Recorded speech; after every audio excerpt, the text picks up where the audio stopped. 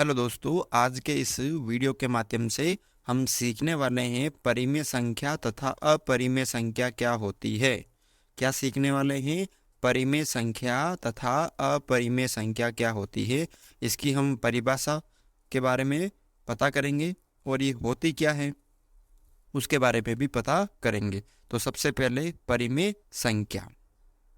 तो परिमेय संख्या की क्या परिभाषा हो गई यहाँ पे कि ऐसी संख्या जिसे P बटा Q के रूप में लिखा जा सकता है या लिख सकते हैं।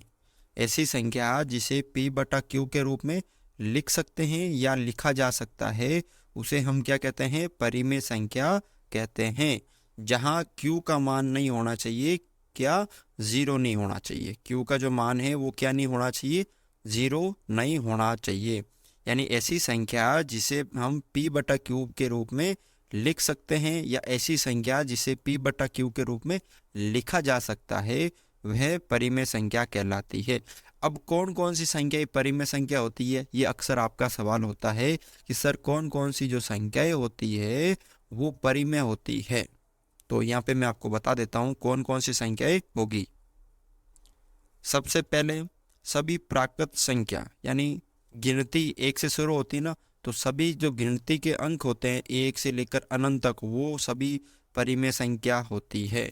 सभी पूर्ण संख्या, पूर्ण संख्या का मतलब जीरो भी एक परिमेय संख्या होगी। यानी 0, 1, 2, 3, 4, 5 ये पूर्ण संख्या होती है। वीडियो मैंने बना दिया है, आप उसको देख लीजिए ताकि समझ में आ जाएगा। प्राकृत संख्या हो गई। फिर पूर्ण संख्या, सभी प्रकार की पूर्ण संख्या यानी जीरो भी एक परिमेय संख्या होती है। क्योंकि पूर्ण संख्या परिमेय संख्या है तो जीरो भी होगी, क्योंकि जीरो क्या होती है? पूर्ण संख्या होती है। सभी भिन्न, जितनी भी भिन्न है वो सभी की सभी परिमेय संख्या होती है। सभी पूर्णांक यानी सभी प्लस वाली संख्या, सभी माइनस वाली संख्या भी क्या होगी? परिमेय संख्या होगी। समझ में आ गया? सभी प्लस वाली संख्या और सभी माइनस वाली संख्या भी क्या होगी? परिमेय संख्या होगी। ठीक है, उसके बाद देखो सभी शांत दशमलव प्रसार, इसके बारे में आप आगे पढ़ोगे। और अशांत आवर्ती दशमलव प्रसार क्या होती है? परिमेय संख्या होती है। यानी जितने भी शांत दशमलव प्रसार और अशांत आवर्ती दशमलव प्रसार होते हैं वो भी क्या होती है? परिमेय संख्या होती है। अगली है कि सभी पूर्ण वर्ग संख्या परिमेय संख्या होती है। जितनी भी जो पूर्ण वर्ग संख्या होती है, जैसे √25, √16 जिसका वर्ग होता है, ठीक है, यानी जिसका हम वर्गमूल ज्ञात कर सकते हैं। जैसे √25 का वर्गमूल 5, ठीक है, तो वो संख्या क्या कहलाती है? पूर्ण वर्ग। वो सभी की सभी क्या होती है? परिमेय। तो पता चल गया कि जिसे हम P बटा Q के रूप में लिख सकते हैं वो परिमेय संख्या कहलाती है। और Q का मान क्या नहीं होना चाहिए? ज़ीरो नहीं होना चाहिए। और कौन कौन सी संख्या ये परिमेय संख्या होती है ये हमने बता दिया है। अब हम करेंगे अपरिमेय संख्याएं। अपरिमेय संख्या की परिभाषा क्या हो गई कि ऐसी संख्या जिसे P बटा Q के रूप में नहीं लिख सकते हैं।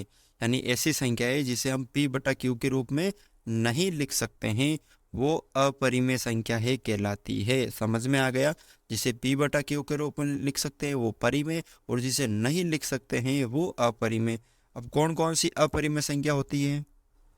तो अशांत अनावर्ती दशमलव प्रसार अपरिमेय संख्या होती है।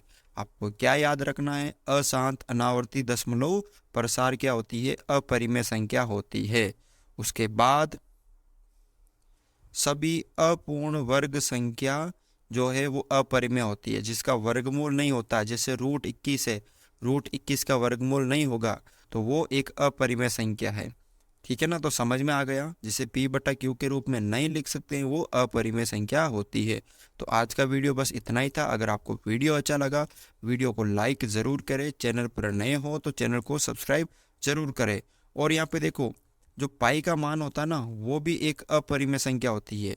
पाई का जो मान है वो एक अपरिमेय संख्या होती है, ध्यान रखना। ठीक है, यानी पाई जो है वो अपरिमेय संख्या होगी। ठीक है, तो बस यही था आज के इस वीडियो के अंदर।